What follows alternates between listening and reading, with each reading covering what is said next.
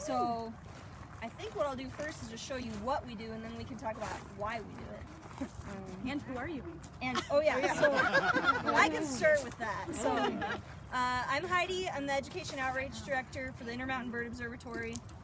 IBO is a nonprofit research group of Boise State. So we're hosted by the university, but all our funding is, grants and contracts with Fish and Game, Forest Service, things like that. And it looks like I have a young red-winged blackbird here.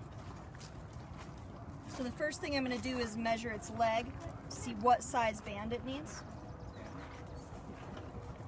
And let's see. On the blog.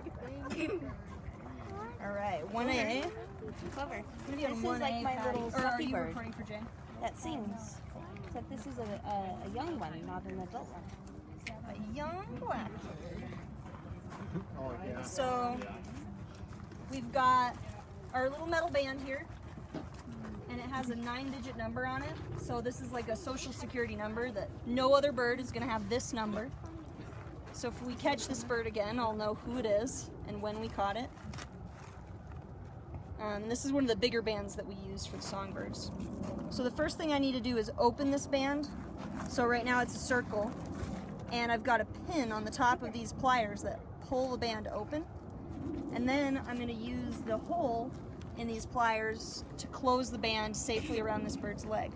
And the hole is sized just right so that I can squeeze as hard as I want without actually even touching the leg of the bird. So you have a plier for each size. Yeah, they're each calibrated? Yeah, so we have 2 holes, and that covers, because a lot of our sizes, the internal diameter is bigger, but the band is thinner, and so as far as the hole in the pliers, it works for all the band sizes. So I have a quick question for you. My kids asked me this, and I didn't have the proper answer for it. We were talking about banding birds, and the first question was, well, what happens if they outgrow the band? So the nice thing is, once a bird leaves the nest, their leg is not going to change size, and they're actually full grown.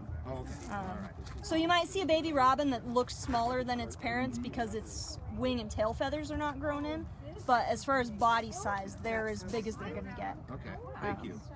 Yeah, which is great for us. And actually, when birds are in the nest, their legs are a little bit fatter. They have a lot of vascularization, sending nutrients to those growing legs. And so if you're a biologist studying nesting birds, you actually have to wait until they're past a certain age and their legs start shrinking down, and you can put a band on them. So, all right, so we'll stick this band on here. It's probably a little bit stressed, like maybe I'm going to get eaten. The cool thing is they've actually done studies of the stress hormones, and what they see, if you were to graph it, is this peak of like, oh my gosh, I'm going to die, and then it goes down and it sort of plateaus. And then if you catch that bird again, the hormone levels have dropped back down to normal. And the way they do that is I can't remember if it's 2 minutes or 5 minutes. So if you catch a bird and take a blood sample real quick, you can get the pre-capture stress hormone levels. And so they're able to look at that. And that's something as a biologist that we're always cognizant of is the data we're getting and the value of this outweighing any, this is probably the worst day that this young blackbird has had so far. But in the big scheme of things, is it really that bad of a day, or is it like going to the dentist and getting a cleaning? Not your favorite thing. Social Security check. Yeah, right. So this is 7-0? 690. So, my name's Jay. I also work for the Bird Observatory. This is a yellow warbler female that is she's finishing up her breeding season. This is the first time we've caught her. She actually looks a little bit ragged as she's starting to do her molt. Trying to find a good spot with shade and sun. These guys probably migrate anywhere from western Mexico down to Central America and breed really commonly in riparian habitats like this. Hold her up one more time. Sure. Sorry. That's okay. 1 N They're just looking your way. So I'll show you guys a couple things. She was in the net for a while in the sun, so we want to let her go pretty fast. She's molting feathers, so these short feathers in here are molting in and being replaced. The other thing I'll show you that's kind of cool is that she has a brood patch, but it's being molted in. So you guys know about the brood patch where they lose feathers on their belly to incubate eggs and transfer heat to the eggs. And at the end of the season, they have to grow all those feathers in. So she's doing that. So she's had babies, she's like done, and she's transitioning to prepping for migration. So look at her belly, it's like a porcupine. Oh, wow. That is cool. So those are all pin feathers. Sure. So these are all pin feathers that are replacing all the feathers that she had lost earlier. All right, so I want to get her out of here. Well, I have a quick question for you.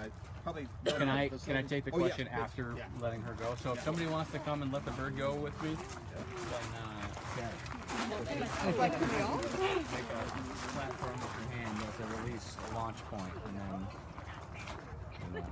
there she goes, and she saved her poop till.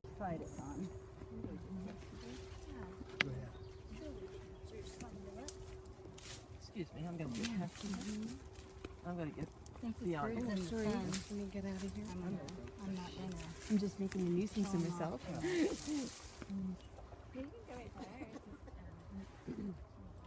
Here's a bag. Thank you.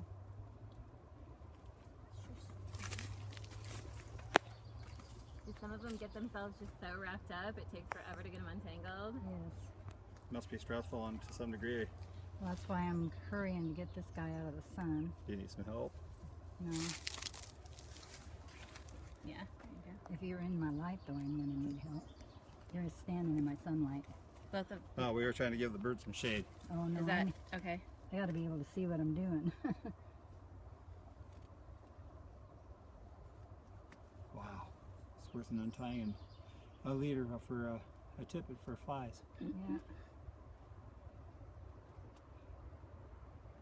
So, do you lose birds in this situation often?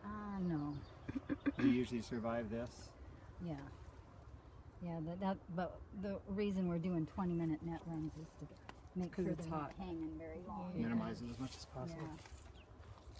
Because the one thing they don't tolerate, they can tolerate the net, but they don't tolerate. How many are you catching that are already banded? Yeah, so we've gotten a couple today. I think 2 or 3.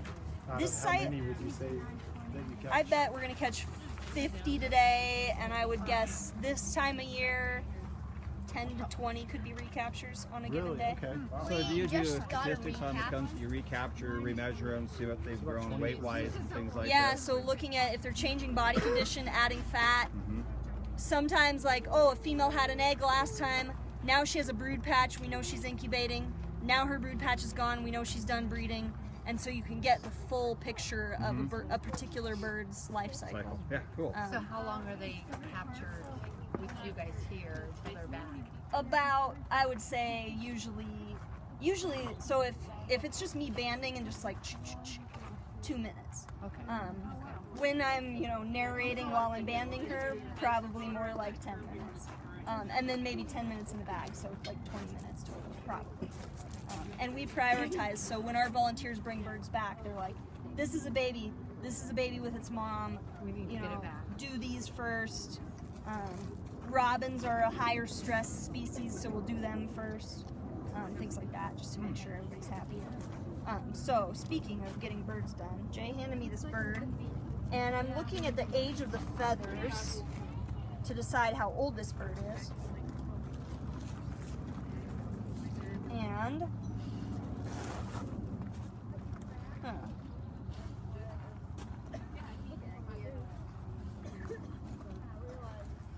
interesting. Yeah. Yeah, sounds good. 1B. So, yeah, cool. Red-winged blackbirds can be confusing. This bird is molting its wing feathers, so you see that gap there? And that feather is shorter than the rest. And it's growing them in evenly on both sides. So that's a way birds do symmetric molt, to replace on both sides so they can still fly. And I think this is a young bird. They know. It was built into their instincts Yeah. to do that. So I'm looking at feather wear, feather shape, and you could compare it to looking at a human adult versus baby teeth. So if they have a mix of adult and juvenile feathers, then I know it's a year old.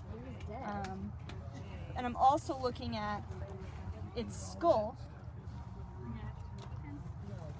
because kind of like baby humans are born with soft spots in their skulls, baby birds are born with one layer of skull and then they grow a second layer as they get older.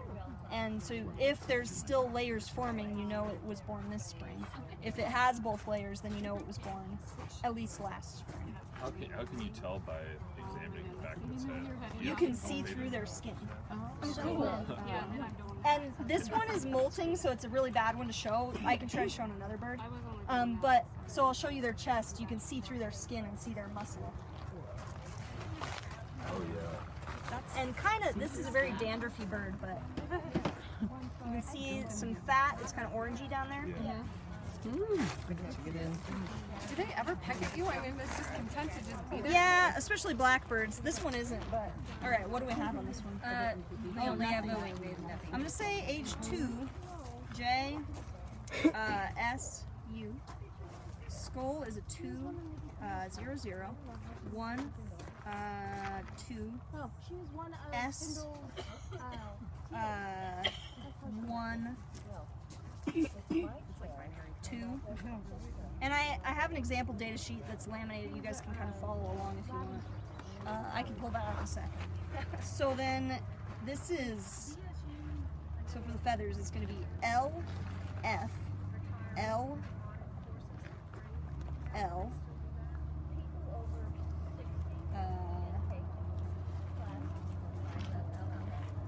L, J. All right, I need to weigh it. Yeah. And do you want me to have the examination? Do we have? There's a laminated one. Maybe it's in my trunk. That's right. Come on. If I made a mistake, we'll blame it on it. It's hard. But I always get it wrong. And then you think about it too hard. 39.3. I think I might give this to Steve to carry back. Do you want to do a delivery? So, hey. These are both from Net 10, right? Yeah. So down that way. So I'll give you this one and then this bag that's clipped on.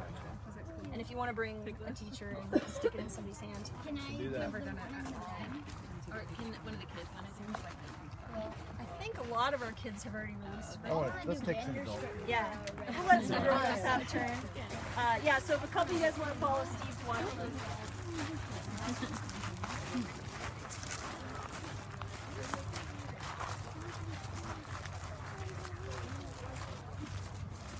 I want to really. So give me a couple, 2 or 3 hands here. Go for You it. gotta leave them an avenue here. to hold your iPad? Just put your hands together in the middle. Okay. Okay. Get Oh, and you guys are gonna be the wrong All one. 3. Okay. Put them in there. He's like, oh my goodness, it was holding onto my finger. Okay.